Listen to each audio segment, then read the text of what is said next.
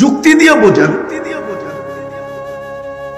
আপনাকে উম্মতে মুহাম্মদী বানানোর কারণে এত বড় মর্যাদার অধিকারী হইলেন। নবীদের চেয়েও কোটি গুণ ভালোবাসা আপনার সাথে আল্লাহর হলো। আচ্ছা, আজকের রাতটা কোন রাত্র? হ্যাঁ, জুমা শুরু হয়ে গেছে, ঠিক না? হ্যাঁ, গত জুমাও তো গেছে, ঠিক না? বলেন তো, এখানে কেউ আছেনি 1000 বার দুরূদ পড়ছে গত জুমায়? বা জুমার দিন 1000 বার দুরূদ পড়ে? অথচ আমাদের নবীজির তো আবেদন ছিল, আমাদের কাছে আবেদন ছিল, অনুরোধ ছিল, দরখাস্ত ছিল, এমনকি নিজের হাত পর্যন্ত পাতা ছিল, শুক্রবারে আমার উপরে বেশি বেশি দুরূদ পড়ো। এই মাদ্রাসার ছেলেরাও তো পড়ে। 24 ঘন্টায় যদি 1000 দুরূদ হয়, তাইলে পার ঘন্টায় কয়বার হয় বলেন? কিন্তু পড়ি তো না।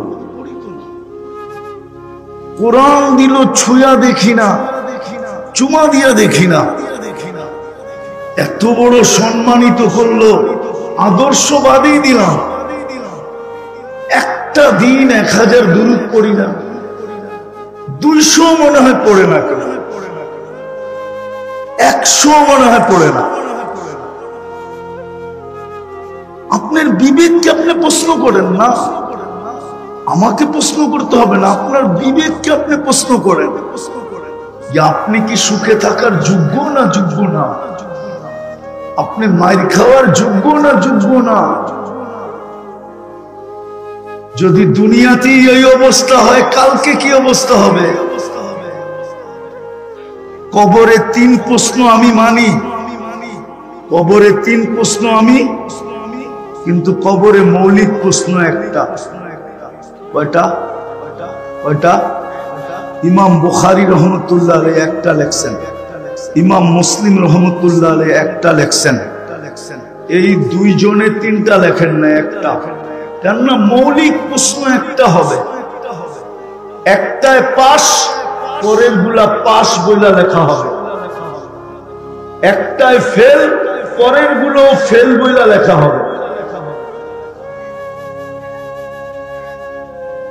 প্রথম কবরের প্রশ্নই তো হইল, মা কুনতা তাকুল, তুই দুনিয়ায় থাকতে কার আদর্শে আদর্শবান ছিলি বল। আবার নামও বইলা দিবে, মা কুনতা তাকুলু ফি হাদার রাজুলি মুহাম্মাদিন, তুই দুনিয়ায় কার আদর্শে আদর্শবান ছিলি? মুহাম্মদুর রাসূলুল্লাহর আদর্শে আদর্শবান ছিলি না অন্য কারে রঙে রঙিন ছিলি? যদি আদর্শে আদর্শবান হয়ে থাকে তো মুস্কি হাসি দুজনই দিবে, কেননা মুহাম্মদুর রাসূলুল্লাহ সামনে হবে, তো মুস্কি হাসি দুজনই দিবে যে কাকে কি প্রশ্ন করো তুমি। এ প্রমাণ কি দিবে? আমি প্রমাণ দিতেছি এ আমার আদর্শে আদর্শবান ছিল, নাইলে বারবার দুনিয়াতে আমার সাথে আর সাথে সাক্ষাৎ হইতো তো হইতো কি করে? আপনি আর আমি তো জীবনে একদিনও দেখি না। কয়দিন দেখছেন আল্লাহ রাসূলকে? শুক্রবারে দুরূদই পড়েন না, কোত্থেকে দেখবেন? প্রশ্ন করার পরে দুজনেই মুস্কি হাসবে, তো জবাব এটাই আসবে, তুমি কার কাছে কি জিজ্ঞাসা করো? যদি আমার আদর্শে আদর্শবান না হইতো, তাহলে দুনিয়াতে আমাদের বারবার সাক্ষাৎ কি করে হইতো?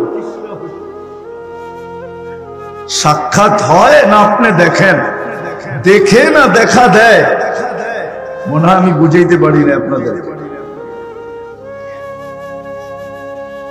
আজকে আমাদের দুরবস্থা এই জন্য, মানুষ মানবতা নেই, মুসলমান কিন্তু কোনো ছাপ নাই, উম্মত নবীর কোনো আদর্শ নাই। এই জন্যই আমার চোখ বিয়োগে মেলে না।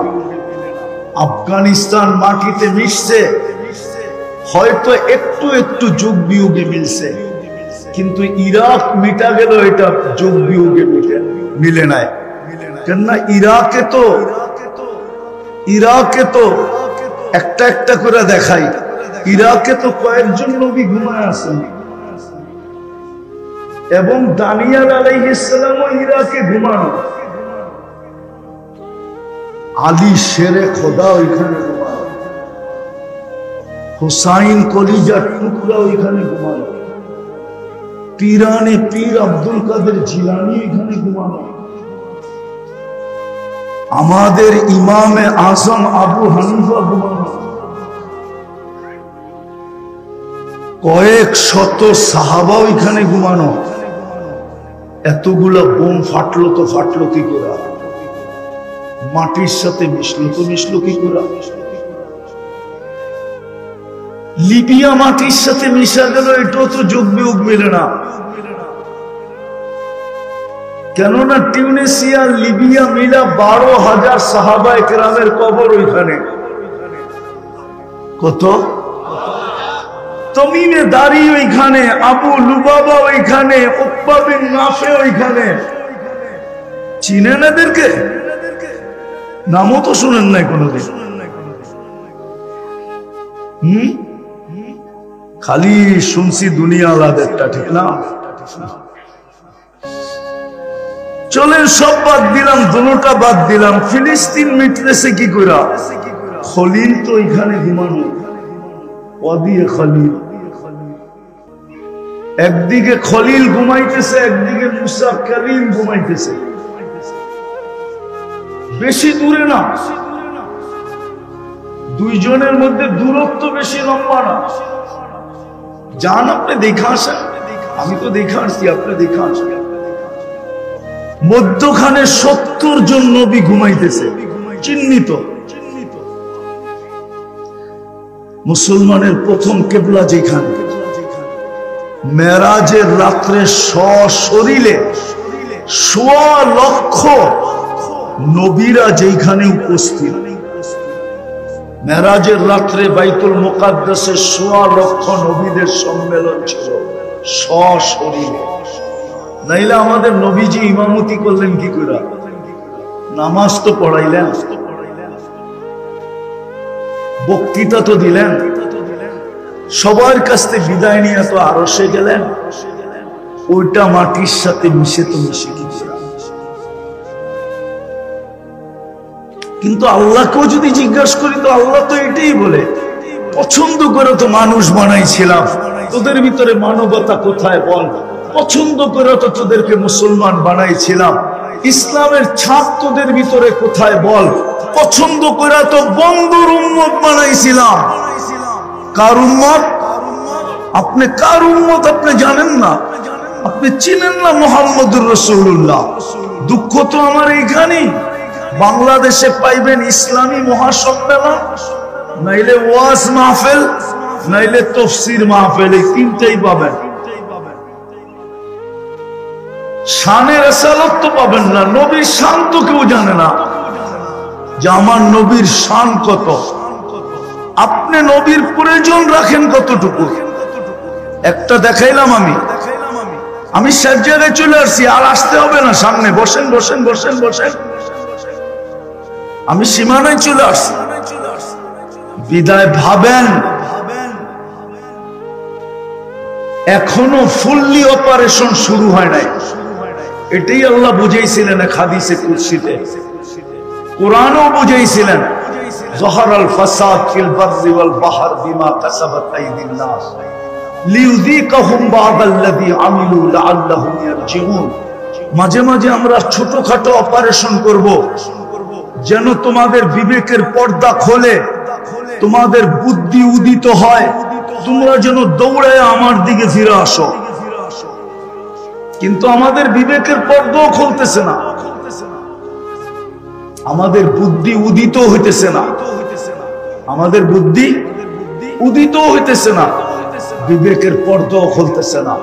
হাদিসে কুদসি তো আল্লাহ বলছিলেন, ইল্লাম ইয়াতুবু ফাআনা তাবিবুহুম, তোমরা যদি আমার দিকে না ফিরলে আমি ডাক্তার হয়ে যাব, ডাক্তার, সার্জিক্যাল ডাক্তার। আমি অপারেশন চালাবো তোমাদের উপরে। আজকে অপারেশন চলতেছে। নাইলে আমি আগেই বলছি, সমস্ত নবীদের সাথে যত অঙ্গীকার না ছিল, আমাদের সাথে আর চেয়ে কোটি গুণ বেশি অঙ্গীকার ছিল।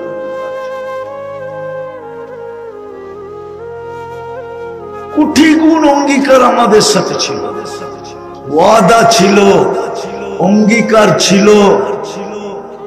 আর কি শব্দ পাবো বাংলায় খুঁজে পাই না। সবকিছু আমাদের সাথে ছিল, কেননা আমাদের পরে তো কোনো উম্মত নাই। ভান্ডার রাখবেন তো রাখবেন কার জন্য? আমাদের নবীজির পরে তো নবী নাই, তাহলে আল্লাহ নিজের ভান্ডার রাখবেন তো রাখবেন কার জন্য বলেন? কি সর্বশেষ যে খায় সে তো পাতিল নিয়েই বসে, ঠিক না? সবার শেষে কে খায়? মা, ঠিক না? তো মা কি নিয়ে বসে? তো জামাই যদি শাশুড়ি জিজ্ঞাসা করে, আম্মা আপনি তো দেখি পাতিল লয়ে বসেন, তো শাশুড়ি হাসতে হাসতে বলে, বাবা তোমার ঘরে খাওয়ায়া এখন আর যা বাচ্চে আমি একটু কাঁচায় কুচায় খাই।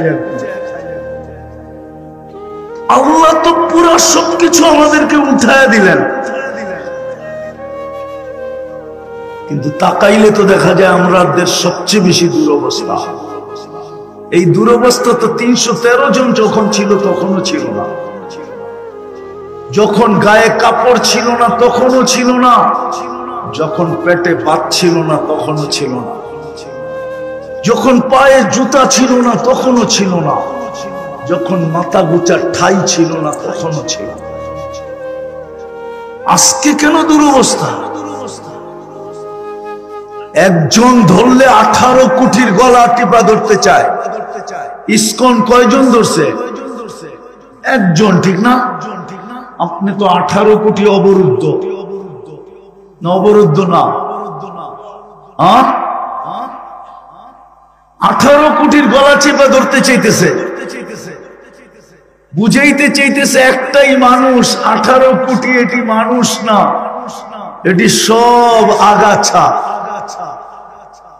আর একটা প্রমাণ দিব, দেখি আপনাদের বুঝে আসে কিনা। বাংলাদেশের সুপ্রিম কোর্টের ল হইল, কোন কুকুরকে আপনি আগের মতো ইনজেকশন দিয়ে মারতে পারবেন না। আগে সিটি কর্পোরেশন ছোটবেলা দেখতাম রাত্রে আসতো, কুকুরকে ইনজেকশন দিয়ে উঠায় উঠায় নিয়ে যেত। প্রাণীবাদীরা হাইকোর্টে রিট করছে যে প্রাণীদেরকে এইভাবে মারা যাবে না। আচ্ছা মানলাম, ঠিক আছে, ফিলিস্তিনের এই 1 বছর 2 মাসের যুদ্ধে আমাদের বাংলাদেশের প্রাণীবাদীরা বলো, ওই প্রাণীবাদীর ভিতর থেকে উচ্চ পদস্থ এখন একজন আছে, সে একটা ছোট, উনার ফেসবুক আইডিতে উনি ছোট একটা নিন্দা দেন যে মুসলমান দুনিয়ার থেকে উঠতে দেরি, সিংহায় আল্লাহ ফু দিতে দেরি করবে না।